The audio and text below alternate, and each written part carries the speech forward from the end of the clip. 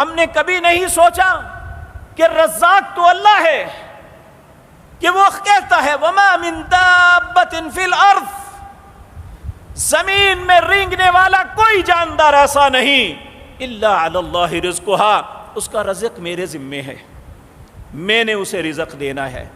إِلَّا عَلَى اللَّهِ رِزْقُهَا وَيَعْلَمُ مُسْتَقَرَّهَا، اس نے دنیا میں کہاں کہاں ٹھہرنا ہے، کس کس ملک میں جانا ہے، کس کس ملک میں اس نے روزی کمانی ہے، کس کس شہر میں بسنا ہے، کہاں کہاں کیا معاملہ کرنا ہے۔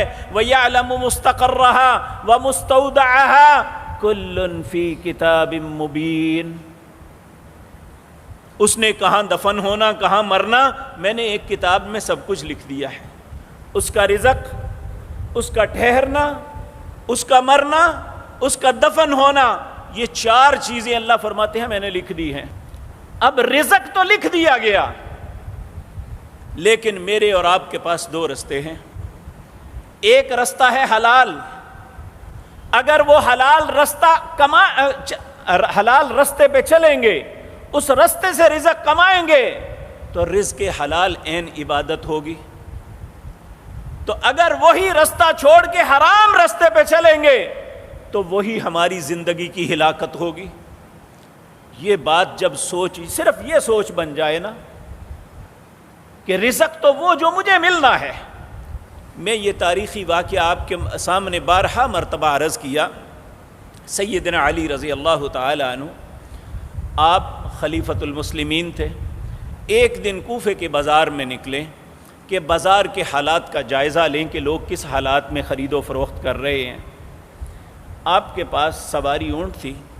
آپ نے ایک مزدور کو آواز دی، کہا ادھر آؤ، اس میرے اونٹ کو پکڑو، تم اس کی رکھوالی کرنا، میں تمہیں اس کی اجرت دوں گا، میں بازار سے ہو کے واپس آتا ہوں۔ تو مزدور جو ہے العیاذ باللہ کسی بھی زمانے کہو اسے کوئی غرض نہیں ہوتی یہ کون ہے، اسے اپنی مزدوری سے غرض۔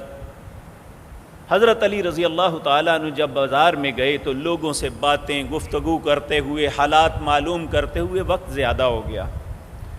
جب آپ واپس پلٹے تو ذہن میں سوچتے ہیں کہ بہت زیادہ وقت ہو گیا، میں اس کو 3 درہم مزدوری دوں گا۔ اس زمانے میں درہم اور دینار، درہم چاندی کا سکہ تھا، دینار سونے کا سکہ تھا۔ کہا میں 3 درہم اسے اجرت دوں گا۔ جب آپ واپس آئے، بازار سے باہر نکلے میدان میں، تو آپ نے دیکھا ان کا اونٹ جو ہے، ان کی سواری جو ہے بغیر مہار کے پھر رہی ہے، مزدور کوئی بھی نہیں ہے۔ آپ کے ذہن میں فوراً آیا کہ یہ بندہ مہار اتار کے لے کے چلا گیا ہے۔ آپ اسی وقت بازار میں پلٹے، جس دکان پہ یہ چیزیں فروخت ہوتی تھی ایک دکان پہ گئے تو آپ نے دیکھا وہی مہار جو سیدنا علی رضی اللہ تعالی عنہ کے اونٹ کی تھی وہ اس دکان پہ پڑی ہوئی ہے۔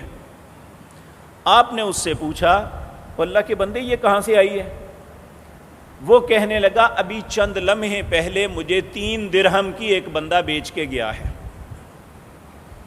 اب آپ اندازہ کریں سیدنا علی نے کیا سوچا تھا کہ میں 3 درہم اسے دوں گا، لیکن اس نے جلدی کرتے ہوئے چوری کر کے وہ مہار بازار میں بیچ دی۔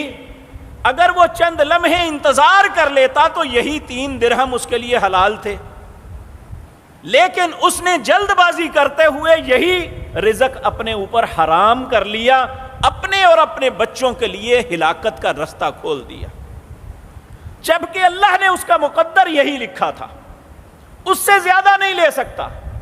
یہ جو ہماری سوچ بنی ہوئی ہے نا، جی رزق حلال سے کسی کا پیٹ نہیں بھر سکتا، یہ دنیا کی سب سے بڑی غلط فہمی ہے۔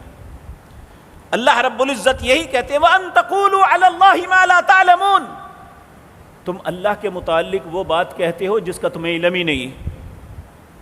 تو اللہ نے جو ہمارے مقدر میں لکھا ہے وہ ہمیں مل جانا ہے، لیکن اب ہماری مرضی ہے کہ ہم اسے حلال طریقے سے لیتے ہیں یا حرام طریقے سے۔